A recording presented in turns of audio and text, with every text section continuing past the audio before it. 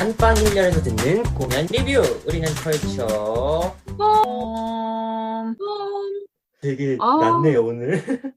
비 와서 비 오는 날은 낮게 해야지. 제가 좋아하는 겹벚꽃이 너무 일찍 떨어져가지고 속상 안 좋습니다. 그래요? 벚꽃을 좋아하세요, 주스님? 겹벚꽃을 좋아해요. 아, 벚꽃보다는. 겹벚꽃. 그러면 이게 네. 막 이렇게 풍성한 거 말씀하시는 거죠? 네, 맞아요. 풍성한 거. 진짜 그거가 예쁜데. 늦게 피나요? 딴 때보다? 네, 음. 벚꽃보다 조금 더 늦게 피는데 이번에 그걸 즐길 새도 없이 그때 폭우가 와가지고 다 져버렸어요.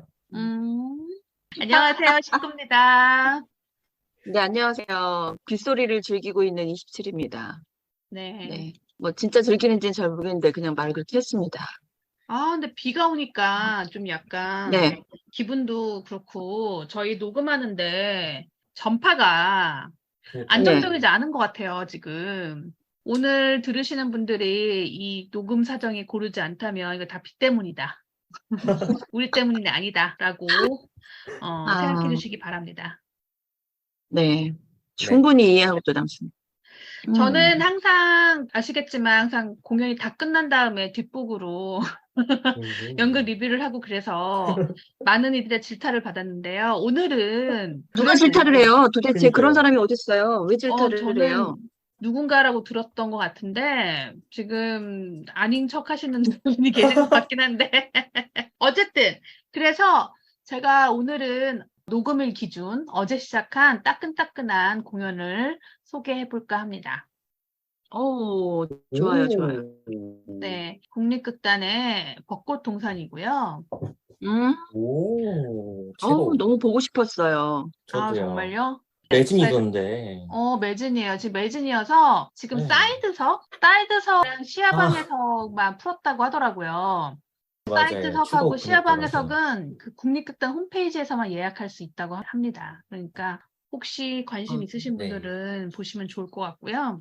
이 공연은 5월 4일부터 그 녹음일 기준 어제였죠. 5월 4일부터 5월 28일까지 약 20회 정도 공연을 하는데요. 네. 명동예술극장에서 공연을 하고 저는 진짜 김광보 예술감독님이 네. 벚꽃동산을 하실 줄은 몰랐어요. 무슨 의미냐면은 김광보 연출님이라고 한다면 김광보 연출님이 이제까지 안톤 체홉의 작품을 한 번도 하지를 않으셨거든요. 맞아요. 안톤 체홉을 하지 않으셨고 그 전에 했던 러시아나 뭐 이렇게 사실주의 공연들 보면 안톤 체홉이 아니라 입센, 헨릭 입센. 헨리 힐리깁센. 헨리 입센 작품을 많이 하셨죠. 네, 많이 하셨고 맞아요. 그래서 헨리 입센 작품들을 보면은 굉장히 정치적인 부분들이 많잖아요. 사회 비판적인 부분들. 그래서 논쟁극처럼 작품을 뽑아내셨고 그리고 또 그 논쟁극들 사이에서 굉장히 현재 우리에게 시사하는 바들 그런 것들을 굉장히 많이 이야기를 하셨었는데 놀라운 건 체홉은 사실은 정말 몇몇의 평론가들이 체홉은 시대상도 반영하지 않고 이론도 없는 것 같고 이러한 정치적이나 사회적인 뭐 어떤 생각이 없는 것 같다. 뭐 이러한 비판이 있을 정도로 약간 어떻게 보면 입센이 함흥냉면이라면 체홉은 약간 평양냉면 같은 그런 스타일인데 그런 작품을 하신다 그래갖고 제가 이거 어떻게 만드시려고 하시나? 라고 되게 궁금했거든요. 네. 그래서 제가 어저께 진짜 놀라운 건 뭐냐면 제가 예약을 한 게 아니라 이제 랜덤으로 우리 티켓 타시는 선생님이 랜덤으로 제일 좋은 자리를 예약을 해주셨는데 거기가 어디였냐? 맨 앞자리였어요. 우리에게 좋은 자리가 아닌 것 같은데. 그러니까 우리한테는 좋은 자리가 아니죠. 마니아들에게 너무 좋은 자리인데. 맞아요. 그래서 제가 정말 공연하기 바로 직전에 공연을 예약을 했거든요. 그러니까는 5월 4일날 공연 시작이었는데 5월 3일날 예약을 했거든요. 그러니까 5월 3일날 있었던 가장 좋은 자리 극단 측의 티켓 마스터 언니에게는 맨 앞줄이었던 거지. 그래서 깜짝 놀라고 말았어요. 그래서 이거 놀라지. 또 공연 많이 보는 사람들은 좀 뒤에서 무대도 좀 보고 전반적인 그렇죠. 느낌을 봐야 되는데 진짜 고개를 이렇게 정말 한 45도 정도를 올리고 무대를 볼 수밖에 없는 거예요. 아니 근데 그게 명동이 또 무대가 센터셨어요? 높아서. 이게 맨 앞줄인데 사이드면 완전 또 이렇게 돼야 돼. 그러니까 아주 센터는 아닌데 그래도 중센터. 괜찮다. 오호. 약간 돌린 이 정도, 약간 네네네. 돌린 그러니까 느낌. 이제 이 마스터 언니는 굉장히 앞줄에 센터 가까이니까 좋은 좌석이라고 생각하고 주신 것 같아요. 그리고 그쵸. 제가 사실은 이제 첫 줄에는 앉아본 역사가 많지가 않은데, 그래도 앉아보니까 좋은 거 오, 하나는 확실하게 있더라고요. 이게 뭐냐면은, 레그룸. 다리 발을 뻗는 이렇게 거. 쫙 뻗을 수가 있는 거야. 네. 어, 아, 우리가 보통 이제 뒤에 앉으면은 앞좌석과 이게 사이가 그렇죠. 있잖아요. 그래서 저는 사실 경로석, 뭐 키가 경로석. 작기 때문에 큰 불편함은 없었지만, 그럼에도 불구하고 앞에 이렇게 쫙 뻗어서 보니까 그건 좀 편하긴 하더라고요. 무대가 높다 보니까 오히려 저는 앉은 키가 어느 정도 큰데도 불구하고 차라리 이제 반쯤 기대서 누워서 보면 이제 뒷사람도 시야가 좀 더 좋아지고 저도 좀 더 편하고 그런 게 음. 있어요. 그러니까 약간 뭐라 그러지? 눕방까지는 아닌데, 약간 이렇게 사선으로 될 수 있는, 기댈 수 있는 그런 구조가 가능하더라고요. 그래서 음, 제가 어저께 정말 1열에서 정말 눈 하나 뗄 수 없이, 왜냐하면 배우님들이 다 알거든요. 아, 다 알잖아요. 이게 또 다 알아요. 근데 이게 1열에 딱 앉아갖고, 거기서 졸 수도 없고, 딴짓 할 수도 없고, 그렇다고 해서 내가 또 뭐 이렇게 뭐 부스럭할 수도 없고, 이 정말 정석의 모습으로. 저 아시잖아요. 이수칠님. 저 가끔 이제 시계를 봐갖고 제가 옛날에 네. 황조구님한테 엄청 혼났잖아요. 네, 깜깜한 데서 근데, 너무나 용감하게 보시죠. 내가 진짜 시계 한번 봤다가 아주 그냥 욕을 바가지로 먹었는데, 근데 그런 아, 행위를 할 수 없는 완벽한 정석의 자세에서 이제 관람을 하게 되었습니다. 배우분들 입장에서는 왠지 모르겠는데 우리 식구님 얼굴이 너무 잘 보였을 것 같은 그런 생각이 드네요. 진짜 그니까요. 정말 저는 솔직히 좀 민망했던 게 그나마 다행이었던 건 제가 어제 마스크를 끼고 갔어요. 아, 그래서 그나마 너무 이렇게 매력거리면 너무 이렇게 달덩이처럼 보일까 봐 걱정이 됐는데 다행히 제가 정말 센스 있게 마스크를 하고 갔다. 그래서 얼굴에 반은 가리고 봤다. 그거 꼭 어, 확인하고 싶었습니다. 네.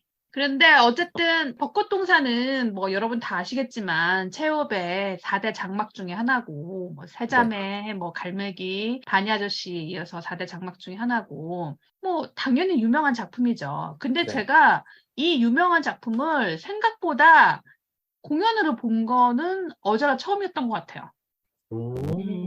아, 벚꽃동산을요? 네. 음. 제가 갈매기는 되게 여러 번 봤거든요. 갈매기도 여러 번 음. 보고 바니아저씨도 여러 번 봤어요. 그리고 세자매도 되게 여러 번 봤는데 벚꽃동산은 의외로 제가 공연으로 보지를 않았더라고요. 지금 그럴 수 머릿속을 있죠. 해보니까. 근데 사실은 뭐 맞아요. 모르겠어요. 제가 워낙 요즘에 기억력이 감퇴돼서 봤는데 기억을 못하는 건지 모르겠지만 어제 무대를 보면서 아, 벚꽃동산 이런 내용이었지 이러면서 봤다는 그런 슬픈 소식이 있습니다. 저는 처음 본다는 마음으로 보게 되니까 너무 재밌더라고요. 그래서 진짜 아까도 제가 잠깐 얘기했죠. 정말 평양냉면 같은 우리 체오프 오빠의 작품을 우리 정말 매콤한 함흥냉면식의 작품을 많이 해오셨던 광보 연출님께서 어떻게 하셨을까 너무 궁금했고 사실은 제가 어저께 정말 첫 공을 보게 된 진짜 이유가 하나 있어요. 뭐냐면 제가 그 전날, 그러니까 5월 3일이죠. 5월 3일 네. 날 제가 이제 명동예술극장에 볼 일이 있어서 잠깐 갔다가 연출님을 우연히 만난 거예요. 아, 그래서 인사를 드리면서 벚꽃동산 준비 오늘이 이제 마지막 리허설인데 잘 되세요? 그냥 이렇게 물어봤어요. 그랬더니 너무 행복하다는 거예요. 오, 왜요? 그러니까 본인이 이제까지 작업했던 작품들 중에서 가장 연습 시간이 행복했다. 그리고 본인이 이제 사실은 광보 연출님 스타일을 이제 공연을 보시면 아시겠죠. 굉장히 꽉 짜여져 있거든요. 정말 막 네. 가로 세로가 정말 딱딱딱딱 아귀가 맞을 정도로 꽉 짜 있는 작품으로 스타일로 되게 유명하시고 네. 그런 연출을 하시는데 이번에는 너무 자유롭고 너무 여백이 많고 배우들에게 많은 것을 이제 자율성을 주시고 그러신 거예요. 그래서 제가 좀 놀랍다라고 생각을 하고 있었는데 그러면서 사실은 이제 보통 공연 오프닝 전날이 연출들이 제일 예민해요. 이 방송을 들으시는 분들은 아실지 모르겠지만 오프닝 전날이 막 되게 예민하고 뭐 이거 하나도 기깎이가 안 맞으면 막 짜증이 나고 쟤는 왜 저래 막 이러면서 배우들 막 무대에서 막 마음에 안 들어갖고 막 하나부터 열까지 거의 다 마음에 안 드는 그런 시기거든요. 공연 바로 전날이. 그 사실은 제가 연출님한테 인사를 안 하려고 그랬어요. 왜냐면 예민한데 내가 인사를 잘못했다가 너 여기 왜 왔어? 이러면 좀 어떡해요. 그래서 저는 사실은 모른 척하고 가야지라고 생각을 하고 있었는데 딱 이제 주변에 이제 얘기를 들어보니까 아 오늘 기분이 좋으시다. 그래갖고 제가 아 그럼 인사를 드려야겠다. 그래서 인사를 드린 거죠. 그래서 제가 이제 아시잖아요. 약간 눈치 없이 그냥 막 얘기하는 스타일. 그래서 어머 연출님 오늘 웬일로 이렇게 여유가 있으세요? 그랬더니 아니 연출님이 질문 있는데 오늘 음주 방송인가요? 왜 응? 음주 방송 때보다 더 지금 아 그래? 필터링이 아 없어. 그래요? 아 음주방송 난 이거 TMI인가요 너무? 응. 근데 아니 TMI는 어쨌든 그래서 아니고 왜 너무 여유가 있으시네요 그랬더니 자기는 이번에 너무 행복하게 작업했다고. 아, 연출을 30년을 했지만 이렇게 연습을 또 그렇고 공연을 만드는 과정이 행복할 수 있구나라는 거를 느꼈다라는 말씀을 하시더라고요. 그런 말씀을 하시니까 전 또 너무 궁금한 거예요. 도대체 어떻게 작품을 잘 만들으셨길래. 그래갖고 제가 연출님을 만나고 헤어지자마자 막 예약을 한 거죠. 예약을 해서 우리 티켓 마스터 언니랑 이제 아름다운 담소를 나누면서 맨 앞자리를 제가 차지하게 된 거죠. 그래서 이제 어제 공연을 봤어요. 그래서 그의 행복의 에너지가 어디서 오는가 무대를 보면서 한번 느껴보고 싶었고 그래서 그걸 제가 정말 열심히 보고 왔습니다. 일단 뭐 줄거리를 간단하게 말씀드릴게요. 생각보다 많은 분들이 모르실 수도 있지 않을까 이 줄거리를. 그건 그치. 저만의 생각으로 조금 설명을 드리도록 하겠습니다. 류보비라는 러시아의 귀족 출신의 여자 지주가 있어요. 근데 이 여자 지주는 일종의 원래는 귀족 가문 출신인데 변호사랑 결혼을 해서 귀족 사이에서는 약간 좀 설왕설래가 있는 약간 귀족의 우리의 가문을 약간 타락시켰다. 뭐 이런 설왕설래가 있는 그런 지주고 그럼에도 불구하고 원래는 굉장히 돈이 많았죠. 돈이 많은 귀족 집안이었는데 이 여자의 가장 큰 단점 중에 하나는 경제관념이 없다는 거예요. 경제관념이 없어서 그 귀족 특유의 여유로움이 항상 몸에 배어 있는 거죠. 그리고 약간 귀족 특유의 제너러스함이라는 건 이제 사람들한테 많이 베푸는 거 그런 것들이 몸에 배어 있어서 어떤 경제적인 상황이라든가 어떤 현실적인 상황에 대해서는 굉장히 문외한 여자라고 할 수 있어요. 이 여자가 부러워. 나도 부러웠어. 나도 부러웠어. 아니, 그럼 문해 부러워요. 그게 문외할 수 있는 환경이었다는 거 아니야, 그죠? 그러니까요. 그렇죠. 얼마나 좋아. 그러니까. 근데 이 여자는 6년 전에 엄청난 일을 겪게 돼요. 그 일이 뭐냐면 아들이 물에 빠져서 죽습니다. 근데 그 아들이 물에 빠져 죽은 데가 자기의 영지의 앞에 있는 호수예요. 그리고 그 호수 옆에 벚꽃동상이 정말 아름다운 벚꽃동상이 있는데 이 여자가 그러니까 이 지주가 그 아들의 죽음을 맞닥뜨리고 더 이상 여기에 있을 수 없다. 그래서 자기의 정부를 따라서 프랑스 파리로 가버려요. 6년 동안 이 벚꽃동산이 있는 이 저택은 너무너무 아름답지만 거의 이제 그 주인이 돌보지 않고 지주의 그 여제주의 딸이 하나 있는데 이 딸은 친딸은 아니고 양딸이에요.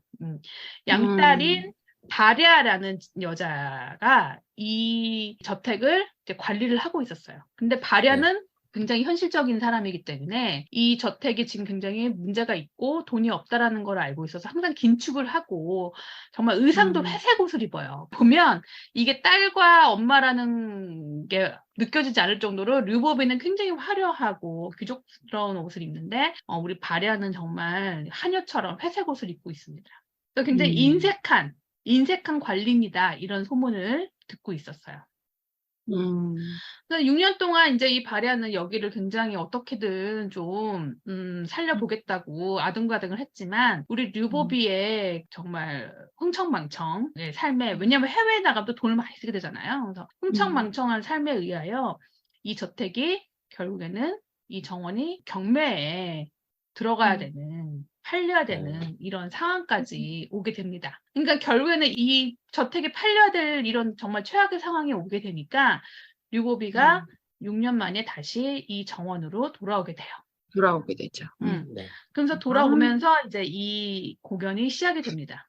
6년 네. 만에 돌아온 이 저택엔 류보비는 이제 그 어린이 방이라는 자기 어렸을 때 했던 방의 전체 무대는 그 방에서부터 중심으로 시작이 돼요.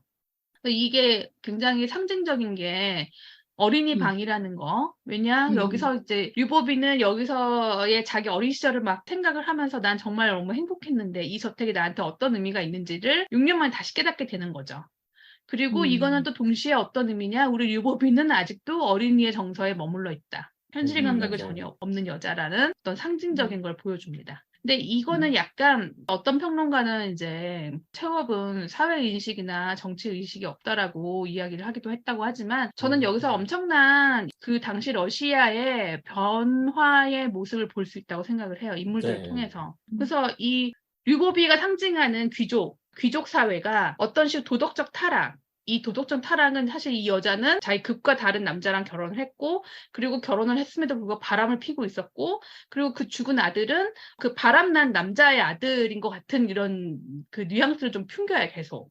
그리고 그 아들은 죽었고, 그러니까 어떤 그 귀족 사회가 갖고 있는 도덕적 타락이 결국에는 몰락의 길을 가고 있는데, 그 몰락의 길을 가고 있는 그 귀족들의 세력을 누가 들어오고 있느냐, 이 들어오고 있는 사람의 신흥 상인 계급의 롯바인이 여기에 등장하게 되죠.